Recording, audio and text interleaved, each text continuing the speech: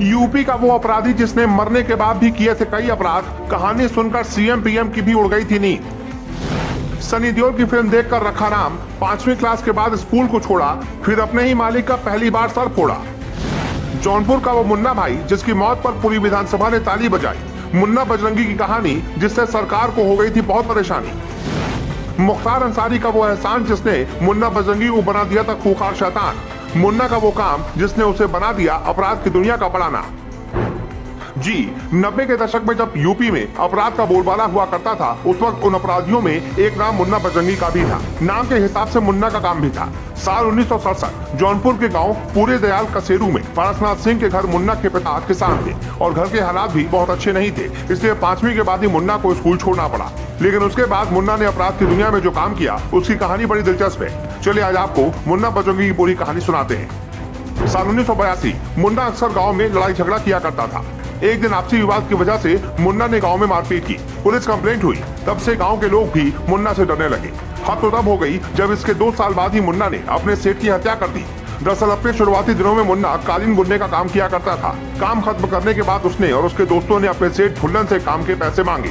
उसने पैसे देने से मना कर दिया और मुन्ना के दोस्त को बुरा भला कह दिया।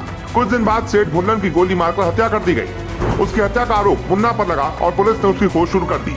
जिस वक्त पुलिस मुन्ना को खोज रही थी, उस वक्त एक और इंसान मुन्ना को खोज रहा था। वो थे वाराणसी के पूर्व मेयर अनिल सिंह। उन्होंने मुन्ना को खोज निकाला। दरअसल अनिल सिंह मुन्ना की मदद करके उससे अपना काम करवाना चाहते थे। अब मुन्ना अनिल के सारे दुश्मनों का मर्डर करने लगा। एक एक दुश्मन मारे जाने लगे। इल्जाम लगा मुन्ना पर। मुन्ना का आतंक बढ़ने लगा और यहीं से उसका नाम पड़ गया मुन्ना बजरंगी। साल 1990 में साधु सिंह हत्याकांड के आरोपी राजदेव पांडे की हत्या कर दी गई। उसके बाद मुन्ना का नाम इस गैंगवॉर से जुड़ा। इस दौरान मुन्ना के पैर में गोली लग जाती है। खून निकलते हुए लड़खड़ाकर वो किसी तरह मुख्तार के पास पहुंचता है। मुख्तार ने तुरंत अस्पताल ले जाकर उसका इलाज कराया। मुन्ना मुख्तार का एहसान जिंदगी भर नहीं भूला और मरते दम तक मुख्तार के साथ ही रहा। कुछ दिन बीते, मुन्ना अब ठीक हो चुका था। मुन्ना को गोली जौनपुर के बीजेपी नेता रामचंद्र सिंह ने मारी थी। सही होते ही उसने सबसे पहले नेता की हत्या कर दी। इस हत्या के बाद मुन्ना बजरंगी अपराध की दुनिया में बड़ा नाम बन गया। लोग उससे थर्राने लगे। अब मुन्ना के अपराध बढ़ने लगे थे तो सरकार ने मुन्ना को पकड़ने के लिए जाल बिछाया। 4 मई 1998 में यूपी सरकार ने मुन्ना को पकड़ने के लिए एसटीएफ को लगा दिया। कुछ दिन बाद 11 सितंबर 1998 को एसटीएफ को मुन्ना के मूवमेंट की जानकारी मिली। वो दिल्ली के करनाल रोड से निकलने वाला था। उसे पकड़ने के लिए जाल बिछाया गया। मुन्ना काले रंग की इस टीम में वहाँ पहुंचा तो पुलिस ने उसे घेर लिया। गाड़ी में मुन्ना के साथ एक साथी और मौजूद था। मुन्ना को खतरा लगा तो उसने तुरंत फायरिंग करना शुरू कर दिया, लेकिन मुठभेड़ में मुन्ना और उसके साथी को गोली लग गई। एसटीएफ की टीम दोनों को लेकर लखनऊ के राम मनोहर लोहिया अस्पताल पहुंची। वहां डॉक्टरों ने दोनों को मृत घोषित कर दिया।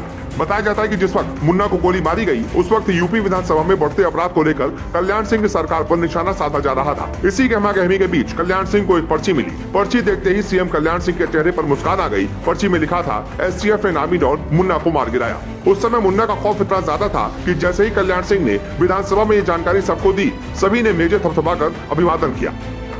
सभी ने कल्याण सिंह को बधाई दी। सदन खत्म हो गया। कुछ घंटे बाद मुन्ना की बॉडी को पोस्टमार्टम हॉल भेज दिया गया। जैसे ही डॉक्टर वहां पहुंचे तो उनके होश उड़ गए। देखा कि मुन्ना की सांसें भी चल रही थी। डॉक्टर से तुरंत ये बात एसटीएफ को बताई। अस्पताल में रहने के बाद मुन्ना को सीधे जेल भेज दिया गया। धीरे धीरे उसने अपने ऊपर लगे मुकदमे खत्म करवाए। वो जेल से बाहर आ गया और फिर अपराधों को अंजाम देने लगा। इसी बीच बीजेपी एमएलए कृष्णानंद राय की हत्या होती है। इस हत्याकांड से पूरा यूपी दहल जाता है। इस हत्याकांड का इल्जाम मुख्तार पर लगता था, लेकिन बताया जाता है कि उसे करने वाला मुन्ना बजरंगी ही था। हालांकि मुख्तार की ताकत की वजह से वो बच गया। साल 2012 में मुन्ना ने जौनपुर के मड़ियाहू से विधानसभा चुनाव लड़ा, लेकिन हार गया। फिर साल 2016 में मुन्ना के साले की हत्या कर दी गई। उस वक्त मुन्ना की पत्नी ने आरोप लगाया कि एसटीएफ उनके पति की भी हत्या कर देगी।